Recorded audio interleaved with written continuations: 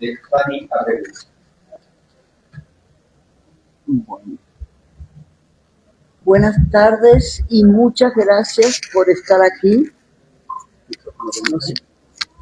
Hola. Muchas gracias por estar aquí. Muchas gracias por su curiosidad. Yo soy la orgullosa tutora de la tesis de Gilbert Sanabria, una tesis que fue calificada con la máxima distinción. He puesto el dedo en con la máxima distinción, y generalmente cuando en la UNSA hay una tesis de máxima distinción, la UNSA misma paga la publicación. Eso ya no sucede hace tiempo. La UNSA no está en su mejor momento, pero Gilbert, él mismo ha hecho la publicación y es el libro que estamos presentando ahora. O sea, él ha publicado su tesis en este libro que se llama Resistir, Caminar y Reír. Se basa en los cuentos de Víctor Hugo Vizcarra, del cual ustedes ya han escuchado hablar a Alejandro. Era un escritor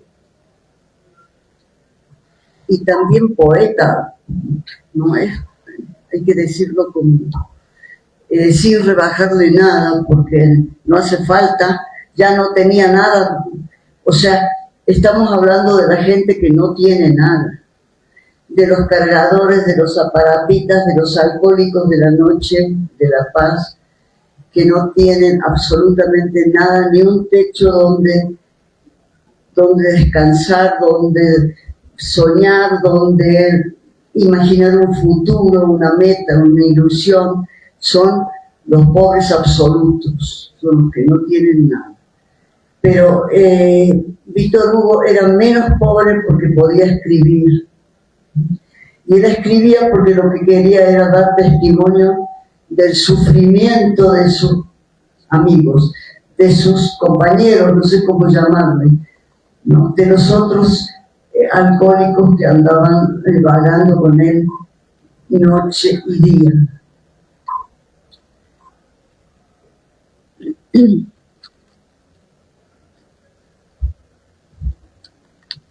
Y bien, ese libro es el que tiene como contenido la tesis de Gilbert Sanabria.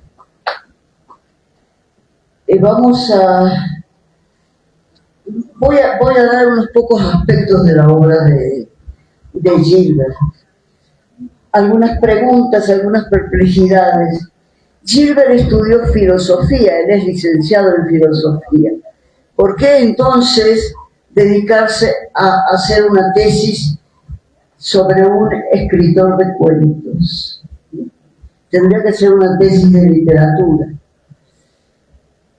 Una escritora inglesa llamada Antonia Susan Blayard, que es muy famosa, hizo un pensamiento, produjo un pensamiento muy certero que les quiero leer para justificar que esta tesis tenía que ser de filosofía. Ella dice: la filosofía parece ocuparse solo de la verdad, pero quizás no diga más que fantasías. Y la literatura parece ocuparse solo de fantasías, pero quizás diga la verdad. Lo primero que se preguntó Gilbert es: ¿cuál es el género de los cuentos de Vizcarra? ¿Cuál es el género? El tenor emotivo, el tono, ¿no? El sentimiento de los cuentos de Vizcarra. Él tenía que hacerse esa pregunta porque él es director de teatro. Entonces lo primero que tenía que preguntarse era eso, y eso hizo. Y él conjeturó que los cuentos de Vizcarra eran del género de la tragedia. A partir de esa certeza tenía que definir la tragedia, o sea, ¿qué es la tragedia? ¿Cuáles son sus componentes esenciales, sus ingredientes accidentales o accesorios? ¿Qué es en realidad la tragedia para poder llegar a la certeza de que se trata de una tragedia o de varias tragedias?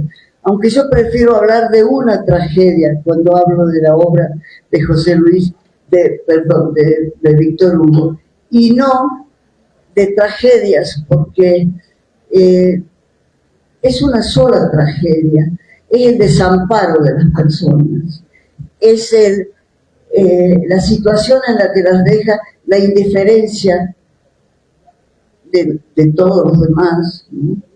La indiferencia, el egoísmo, la avaricia. O sea, estas personas nacieron pobres, pero podrían haber dejado de ser pobres, pero no. Son pobres, siguieron siendo pobres, siguen ahora siendo pobres, y hambrientos, y alcohólicos, y no tienen techo, y no tienen casa, nadie se ocupa de ellos. Entonces, ¿había algún momento de libertad en el cual ellos podían haber tomado otro camino? No sabemos si querían tomar otro camino. Tampoco los vamos a mandar a Alcohólicos Anónimos. Ellos eligen también, de alguna manera, eligieron esa manera de seguir su vida. Nacieron pobres y siguieron pobres en la calle, alcohólicos, drogadictos también, por supuesto, hay que decirlo. Parece que hay palabras tabú. No hay. Hay que usar todas las palabras.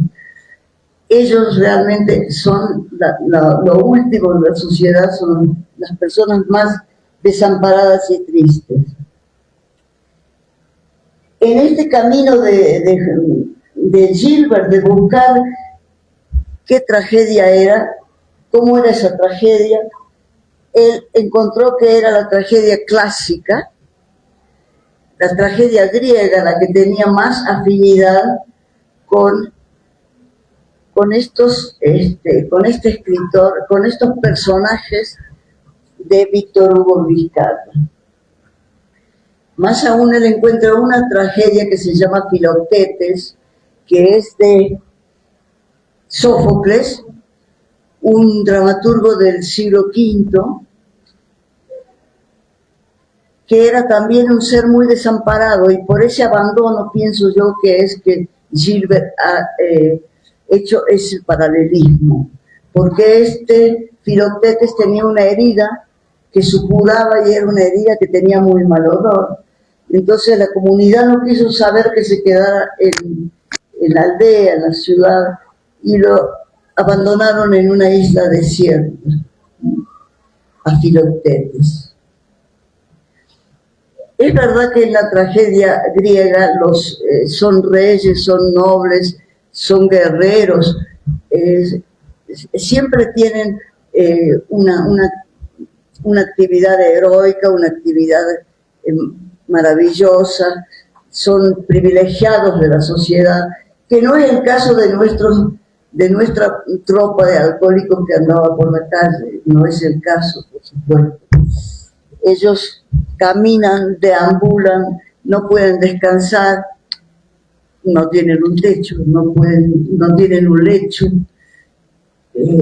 Entonces no los podemos comparar con los nobles, con los reyes, con los dioses griegos. Pero lo que pasa es que la tragedia se democratizó en el siglo XX, en el siglo XIX, y empezó a abarcar también a personas comunes, no solo para los reyes y los dioses y todo eso. Porque Filoctetes era hijo de un rey, por cierto. Era un príncipe. Ahora, los personajes de Víctor Hugo, como decimos y nunca terminaremos de insistir, nacieron pobres y lo van a hacer hasta su muerte, porque ellos tienen que seguir un destino como lo siguen los griegos, como lo sigue la cultura griega. En la cultura griega clásica, la gente no puede escapar de su destino, el destino es inevitable. En este caso también es así, no pueden escapar de su destino, van a cumplirlo hasta su muerte y eso se llama fatalidad. No es arbitrario hacer este tipo de paralelismos. Nosotros y los griegos, sí, ¿por qué no? ¿Por qué no? Nosotros tenemos, la mayoría, tenemos sangre indígena y algunas gotas españolas, porque nos han colonizado, no los hemos mandado a llamar, pero así han sido las cosas. Entonces, nosotros no tenemos por qué renunciar a esa universalidad que la hemos pagado muy caro como colonizados, la hemos pagado caro. Entonces, elijamos lo que nos guste, elijamos lo mejor de esa cultura. Y nada más, no hay más que hablar. Después discutimos.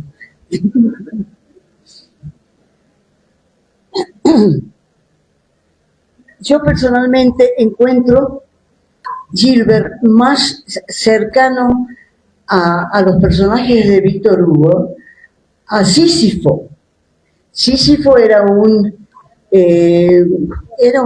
creo que llegó a ser rey de alguna aldea, era un noble también, y pero era impío e insultó a los dioses, los ofendió, y los dioses lo castigaron de que llevara una piedra, una roca enorme, hasta subir la montaña, hasta la cima.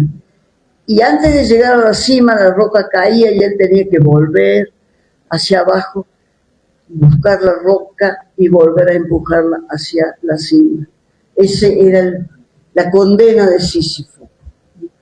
Una condena tremenda, rutinaria, de la cual opina Albert Camus, que es un filósofo contemporáneo, existencialista. Él dice, a mí no me importa lo que le pasa a Sísifo cuando va con toda la fuerza, con todos sus músculos en tensión, con todos sus nervios, con todas sus capacidades, empujando la roca hacia arriba. Eso no me interesa. A mí me interesa lo que piensa Sísifo cuando la roca ha caído y él tiene esos momentos de libertad, digamos así. Podría no ir a buscar la roca en la tierra, abajo, en el valle. Podría no ir, podría simplemente mandarse a mudar, pero no, Sísifo vuelve, alza la roca y vuelve a intentar. Eso es el sino de Sísifo, ¿no? Y su heroísmo, porque hace falta valentía, coraje, para enfrentar valor, para enfrentar una vida rutinaria, una actividad rutinaria la vida entera. Eso nunca se tiene en cuenta, siempre son los grandes hechos, los grandes actos los que se tienen en cuenta, pero el heroísmo contempla también esta valentía, la valentía del que tiene que enfrentar siempre la misma horrible vida. Se llama heroísmo.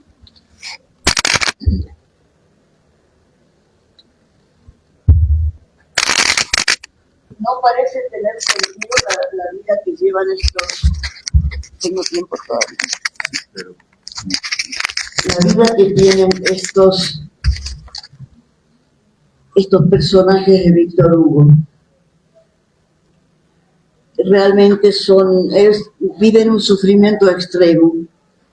Son unos ángeles cansados, unos ángeles de cera que no tienen dónde descansar. Ese es su sufrimiento, su padecimiento, su pasión. El escritor francés Michel Delon Michel Deon, nos recuerda que los grandes motores de la tragedia son 4: la fatalidad, el heroísmo, la pasión y la pureza. Entonces a nosotros aquí nos está faltando la pureza. Yo vi a Víctor Hugo Vizcarra poco tiempo antes de que él muriera. Estaba invitado en un local que tenía Jenny Cárdenas, muy lindo, detrás de la Plaza Baroa, un lugar de encuentro cultural. Y Víctor Hugo estaba invitado ahí, y bueno, cuando llegó el momento de hablar, le hicieron preguntas. Manuel Vargas, su fiel amigo, su abnegado amigo y promotor y editor de sus cuentos, y también el que lo acompañaba, porque él estaba, cada tanto caía al hospital y Manuel lo llevaba, lo traía. Tenemos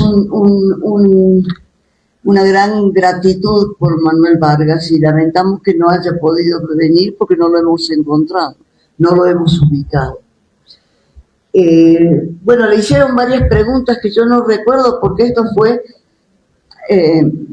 a principios del siglo, ¿no? En 2005 o 2006. Yo no recuerdo lo que le preguntaron, pero me parece que eran banalidades porque yo no las tengo registradas, las he olvidado muy fácilmente, no las he anotado tampoco en mi diario.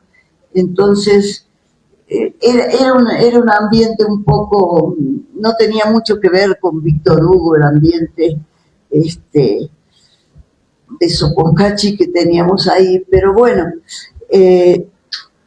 yo me cansé un rato y levanté la mano y le dije, ¿por qué no nos habla del Averno? Y él se quedó, lo tomé de sorpresa, se quedó con una expresión, el Averno, dijo. Y era una ensoñación, una nostalgia que tenía, sobre todo en su mirada, porque él tenía unos ojos muy vivos. Y bueno, él contó, evidentemente, que era el lugar donde los pobres más pobres, los pobres de misericordia de la ciudad, iban a beber. Pero me extrañó, me llamó la atención, me encantó su expresión, y en ese momento preciso yo pensé que era una expresión de pureza, ¿no? Porque la Real Academia Española define la pureza como limpieza e integridad, pero yo encuentro eso una definición muy convencional y prefiero decir que para mí la pureza es preservar el alma de niño. Y yo vi que había en Víctor Hugo algo de niño en su expresión.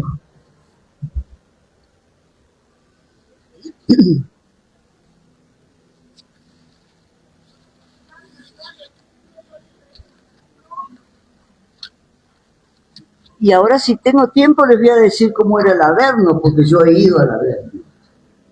Tú has ido al Averno, por supuesto. Ya no. ¿Nadie ha ido al Averno? Escuchen bien. Era difícil entrar porque era en San Pedro, pero no tenía la puerta a la calle.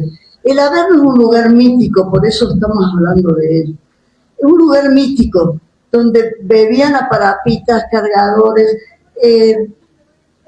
Las personas se dicen 1000 veces, más pobres, más tristes, alcohólicas terminales, enfermos ya por el alcohol, pero igual se arrastraban hasta el Averno.